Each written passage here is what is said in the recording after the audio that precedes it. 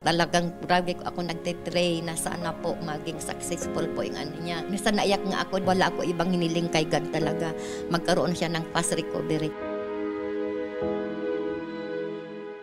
Mga ka-aksyon, kasama naman natin ngayong si Mirna Caber at ang kanyang idinulog na problema ay ang umabot na mahigit 1 milyon na bayarin sa ospital dahil sa sakit sa puso ng kanyang anak na si Lord Brick Caber, 24 na taong gulang. Nanay, andito po ka po sa amin. Ano po yung panawagan po ninyo, Nay? Kumakatok po ako sa inyong tanggapan dahil po sa laki ng bayaran ng hospital bill ng aking anak na hindi ko maabot kaisip kung saan po kami kukuha noon dahil po ang pamilya po namin ay isa ring kapos. Isa na po akong balo at solo parent po. Yung mga anak ko po, yung 5 po, may mga asawa na din at may mga kanya-kanyang pamilya na rin po. Minsan nga po yung pang maintenance ng anak ko, minsan nakakatulong, minsan hindi. So, kumusta po ngayon, Nanay, ito pong anak po ninyong si Brick? Naopera po siya nung July 28, tapos nakalabas po siya nung August 5. Sa ngayon po, mayroon po siyang rehab mula po nung nakalabas siya nung 8, 11, 15. Tas 18. Bukas naman po, August 20, mayroon daw po siya na parang stress test yata. Yung anak ko po, mula po nung 18 years old siya, nagkaroon po siya ng atake na yung parang nahirapan siya huminga. Yun po, nag-umpisa po doon. Dinala namin sa Rapu-Rapu District Hospital. Doon, wala naman silang masyadong kapasidad. Kaya nag-advise sa amin na dalhin namin dito kasi oxygen lang ang naibibigay nila eh. Refer kami dito sa BR. Tapos nung dinala namin doon po na-diagnose na yung anak ko ay mayroong rheumatic heart disease. 2018 po. Hanggang sa nagkaroon po siya ng maintenance. Pagdating naman po sa maintenance, minsan po natutugon na namin. Minsan hindi po. Kaya nagkailang beses pa po siya inatake uli. Dahil po siya nag-aaral din po siya eh. Hanggang Siyempre, ngayon po ba nag-aaral pa hindi po na siya? po. Doon na po ako nag-decide nung ilang beses po siya inaatake. Pandemic yata yun. Inatake uli siya. Almost 5 times na po siya na-confine dito sa BR. Opo. Sa pamilya po ba ninyo, Nay, meron pong history na or may mga kapamilya po kayo? Yung may asawa sakit din ko sa po, puso? namatay po siya dahil sa atake po. So, posibleng minana po niya yung sakit sa puso? Maari po. Nung 2024, kasi ang last na confinement niya dyan sa BR nung 2022, nag-ano siya ng 11 days doon. Mula noon, hindi na siya inaatake dahil natutuganan na namin yung medical report niya, yung monthly report niya sa ano. Tapos yung gamot, maniglet man kami isang araw, tapos kinabukasan, natutugon na namin kasi humingi din ako ng tulong sa mga anak ko. Tapos yung monthly report, siyempre yung pamasahe po. Noon, pag nakatayo na po siya, okay na siya. Pag mahiga naman, magpapaalayang ng ulo kasi hindi niya pa kayang ibagsak yung ulo niya. Anong higaan binabanggit niya. niyo pong nag-rehab? Yung rehab po, parang physical therapy po, yung sa gym ba? Yung, Okay, so mayroong part po ng bike. recovery po niya. Part po ng recovery niya. Pero kamusta na yung kalagayan ni Brick ngayon? Okay Meron na po ng siya. improvement? Oo, sa awa po ng Diyos, okay na po siya. Talagang grabe ko ako nagtitrain na sana po maging successful po yung ano niya. Minsan naiyak nga ako, wala ako ibang hiniling kay God talaga.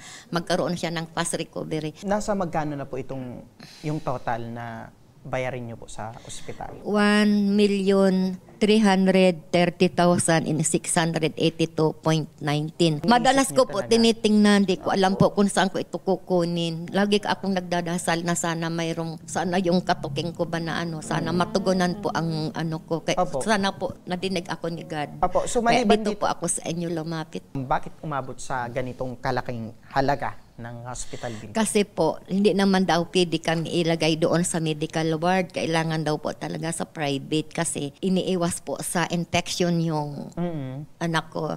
Saka na ICU pa po siya. Yung mga aparato po na ikinabit sa kanya po, talagang sobrang mahal po. Opo. Para dyan po na sa inyong alalahanin, eto po makakausap po natin sa kabilang linya ng telepono si Attorney Raul Angelo Jill Bungalon ng Ako Bicol Party List. Attorney Jill, napakinggan po natin si Nanay, ang kanya pong hinaing at ang kanya pong kagustuhan ay makahingi po ng tulong sa Ako Bicol Party List patungkol po sa malaking hospital bill na kanila pong naiwan. So ano po ba yung maaaring maiabot na tulong ng Ako Bicol Party List? Yes, kanina nga pinapakinggan po yung kwento ni Nanay Mirna. Talagang nakakalungkot din kasi kailangan ng operasyon sa puso. Syempre, it would entail medical expenses dyan po sa Bicol Regional Hospital and Medical Center. Pero wag po siya mag-alala, Remy, kasi sapagkat ang ating pong gobyerno ay may inilaan na pondo para po sa mga kababayan natin, lalo-lalo na yung mga nangangailangan ng tulong pinansyal with respect to the payment of their medical expenses. At sa tulong na rin po ng Ako Bicol Party List, huwag na po siya mag-alala sapagkat sasagutin na natin ang magiging kabayarin sa ospital na umaabot lagpas 1 milyong piso. Maraming sa salamat. pamamagitan ng isang guarantee letter na pondo na nilalagay through the efforts and initiative of Ako Bicol Party List. So yan po ang ating magiging extent ng tulong para po sa ating pasyente. Ayun. Thank you, Lord. Diyos ayun, ko, naiyak na si maraming Nanay. salamat po. Wala Maraming na po salamat kayong po. babayaran po doon po sa naiwan po yung hospital bill. Maraming salamat po. So, Thank you so much po. Makakatulog na ako ng mahimbing. Well, syempre sa mga ganitong sitwasyon, kailangan natin ng dasal sa ating pong Panginoon at bigyan kayo ng lakas para harapin itong hamon sa buhay. Pero maging positibo lamang, Yo po. Sa Yes po. harap nitong pagsubok nito at darating din ang araw na malalagpasan din natin. But of course, we'll also pray Yes for po, the fast yes. recovery ng kanyang anak na operan sa puso. Basically, sa ating pong mga kababayan, lalong-lalo na nangangailangan ng tulong pinansyal, may kinalaman sa kanilang pangangailangan medikal, Thank you so pag much. po kayo magtatubili na pumunta lamang o magsangguni sa aming opisina, Ako Bicol Party List, para po matulungan kayo sa anuman ang mga problema, lalong-lalo na may kinalaman sa medical.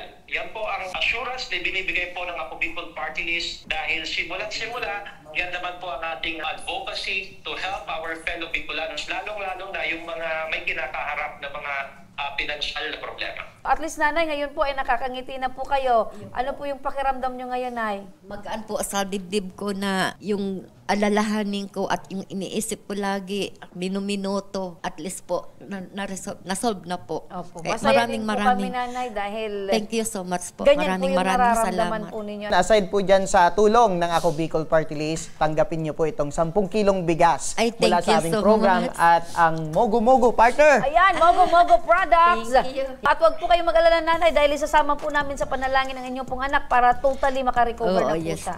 Maraming salamat po.